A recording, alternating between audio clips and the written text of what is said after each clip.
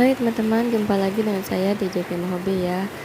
Jadi ini adalah sisa susu, kopi, dan teh yang kemarin saya kumpulkan ya teman-teman. Seperti biasa ya teman-teman, kalau sudah jadi emak-emak ya, pasti setiap pagi itu cuci piring ya teman-teman. Jadi setiap sebelum cuci piring itu saya selalu mengumpulkan sisa-sisa dari kopi, teh, dan susu formula ya teman-teman. Sejak saya berkebun organik, saya jadi tahu ya, rupanya sampah-sampah seperti ini bisa dimanfaatkan untuk tanaman ya teman-teman. Ini seharusnya difermentasi dulu ya teman-teman, tetapi karena saya tidak sempat, jadi saya pakai hajar saja ya teman-teman. Jadi sampah-sampah ini sangat bermanfaat ya bagi tanaman ya, seperti susu yang boleh dibilang sudah lengkap ya. Itu bisa kita lihat di kotak kemasannya ya, ada karbohidrat, ada gula, lengkap dengan vitamin A, E, B1, B2. Seperti yang kita tahu, B1 itu bisa berfungsi untuk mengurangi stres pada tanaman. Terus ada kalsium juga ya yang cukup tinggi karena untuk pembentukan tulang pada bayi. Terus ada kalium, magnesium, fosfor, terus ada juga natrium ya. Bayi saja bisa besar ya dengan minum susu, apalagi tanaman ya. Dan di dalam ampas kopi juga mengandung banyak fosfor dan kalsium ya. Sedangkan pada ampas teh itu banyak mengandung nitrogen dan unsur hara yang lainnya teman-teman, yang pastinya sangat bagus untuk tanaman ya. Ini botol susunya masih ada sisa susu ya teman-teman, jadi biasanya akan saya isi sedikit air terus akan dikocok-kocok ya biar sisa susunya bersih ya. Jadi di tempat cuci piring ini saya selalu menyediakan wadah-wadah bekas ya teman-teman, untuk mengisi sisa-sisa seperti kopi ini ya, terus cangkang telur, terus sisa-sisa sayur, nasi basi juga ya. Jadi semua sampah organik dan non organik itu saya pisahkan di sini ya teman-teman.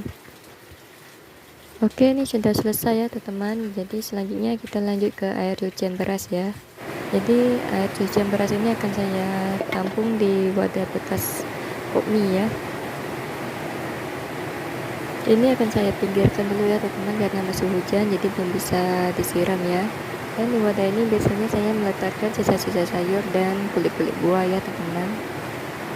Oke teman-teman, kemarin itu tak jadi ya menyiramnya ya karena hujan terus-terusan ya. Jadi hari ini baru saya sempatkan untuk menyiram pupuk-pupuk ini ya teman-teman. Jadi yang di panci ini adalah sisa susu yang baru ya, terus ini ampas kopi yang baru juga, terus ini air cucian beras yang baru juga ya, yang hari ini punya ya. Jadi semua ini akan saya siram ke tanaman ya teman-teman.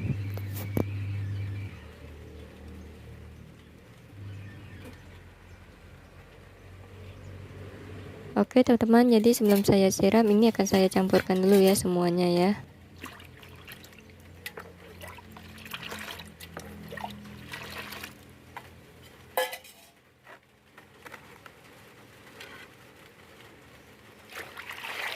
Jadi ini biasanya saya aplikasikan ke tanaman yang agak besar, terus tanaman yang besar juga ya. Jadi untuk tanaman yang kecil itu jarang saya aplikasikan ini karena dikhawatirkan bisa mati ya teman-teman, karena ini masih mentah ya, masih belum difermentasi. Jadi biasanya saya menyiramnya ke tanaman tomat ya teman-teman. Memang efeknya daunnya menjadi kurang cantik ya, tapi itu akan membuat bunganya itu lebih banyak yang jadi buah ya teman-teman. Selain tomat, saya juga menyiram ini ke tanaman pisang ya, terus buah naga, sirsa juga, terus tanaman lemon juga ya teman-teman. Dan terkadang jika stoknya banyak, saya juga menyiram ini ke komposter ya teman-teman, karena di dalam sini sudah lengkap ya, sudah ada gula, sudah ada karbohidrat ya teman-teman. Jadi ini bisa menjadi makanan untuk bakteri pengurai ya teman-teman yang ada di dalam komposter ya. Jadi bisa mempercepat hasil penguraian sampah itu sendiri ya.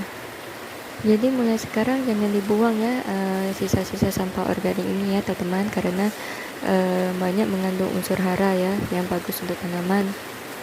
Hujannya makin deras ya teman-teman. Jadi saya mengaplikasikan ini 2 hari sekali, kadang 1 hari sekali ya teman-teman jika stoknya banyak ya. Jadi ini jangan khawatir tanaman itu mati ya teman-teman, asalkan ini diaplikasikan ke tanaman yang agak besar, terus tanaman yang besar ya teman-teman. Jadi jangan di tanaman yang kecil ya.